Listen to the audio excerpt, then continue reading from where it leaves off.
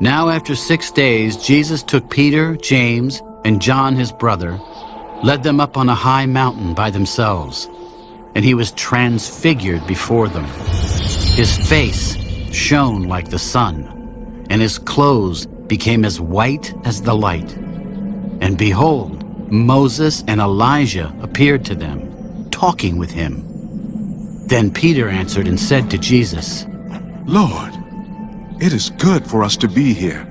If you wish, let us make here 3 tabernacles, one for you, one for Moses, and one for Elijah.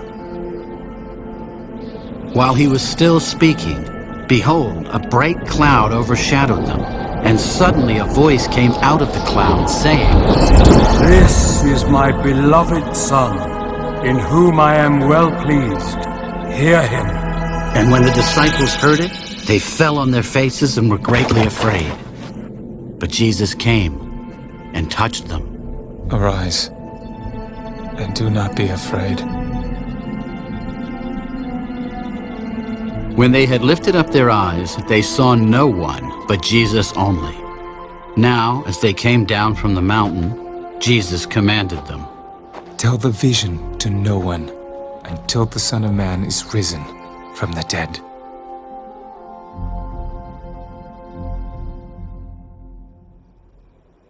Why then do the scribes say that Elijah must come first? Indeed, Elijah is coming first and will restore all things. But I say to you that Elijah has come already. And they did not know him, but did to him whatever they wished. Likewise, the Son of Man is also about to suffer at their hands. Then the disciples understood that he spoke to them of John the Baptist. And when they had come to the multitude, a man came to him, kneeling down to him. Lord, have mercy on my son, for he is an epileptic and suffers severely, for he often falls into the fire and often into the water. So I brought him to your disciples, but they could not cure him. O faithless and perverse generation, how long shall I be with you? How long shall I bear with you? Bring him here to me. And Jesus rebuked the demon, and it came out of him. And the child was cured from that very hour. Then the disciples came to Jesus privately. Why could we not cast it out? Because of your unbelief. For assuredly I say to you, if you have faith as a mustard seed, you will say to this mountain, move from here to there, and it will move, and nothing will be impossible for you. However, this kind does not go out except by prayer and fasting. Now while they were staying in Galilee, Jesus said to them, The Son of Man is about to be betrayed into the hands of men, and they will kill him. And the 3rd day he will be raised up. And they were exceedingly sorrowful. When they had come to Capernaum, those who received the temple tax came to Peter. Does your teacher not pay the temple tax? Yes. And when he had come into the house, Jesus anticipated him. What do you think, Simon? From whom do the kings of the earth take customs or taxes? From their sons, or from strangers? From strangers. Then the sons are free. Nevertheless, lest we offend them, go to the sea, cast in a hook, and take the fish that comes up first. And when you have opened its mouth, you will find a piece of money. Take that and give it to them, for me and you.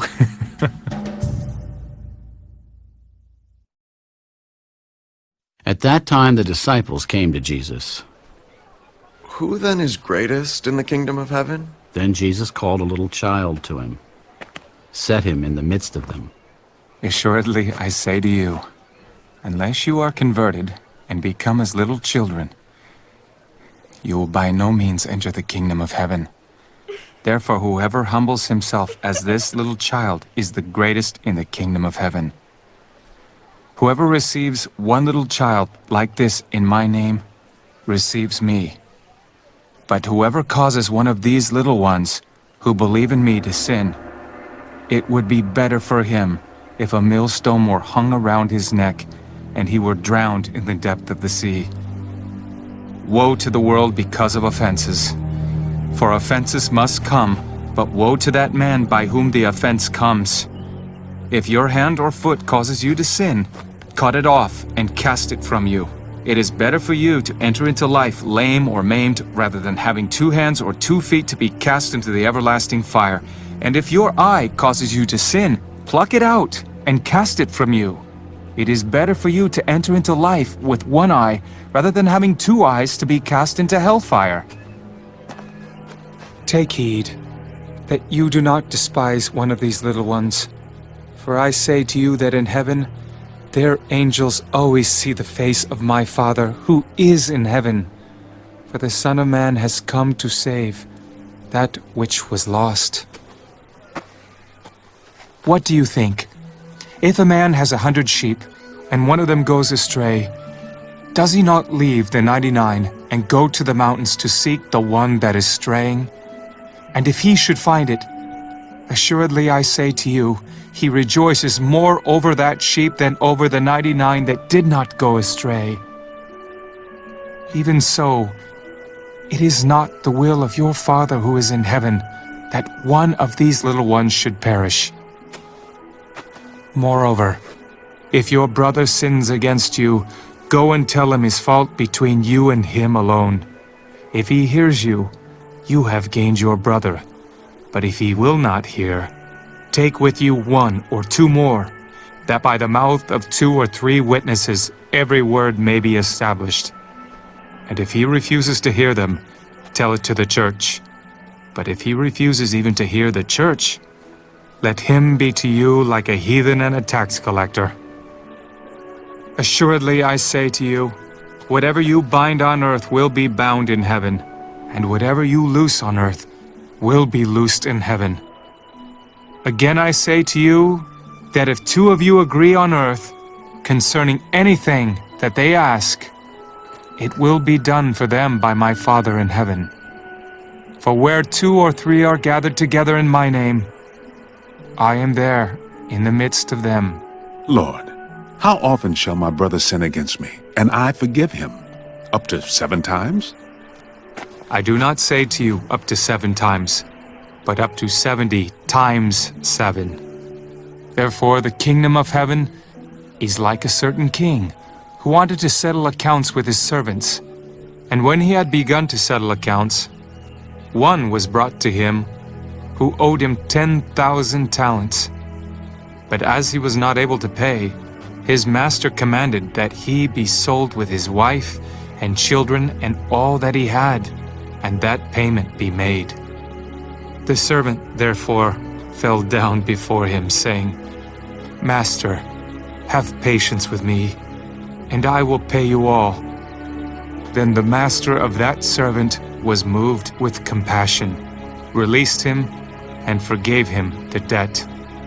But that servant went out and found one of his fellow servants who owed him 100 denarii. And he laid hands on him and took him by the throat, saying, Pay me what you owe. So his fellow servant fell down at his feet and begged him, saying, Have patience with me, and I will pay you all. And he would not, but went and threw him into prison till he should pay the debt. So when his fellow servants saw what had been done, they were very grieved, and came and told their master all that had been done.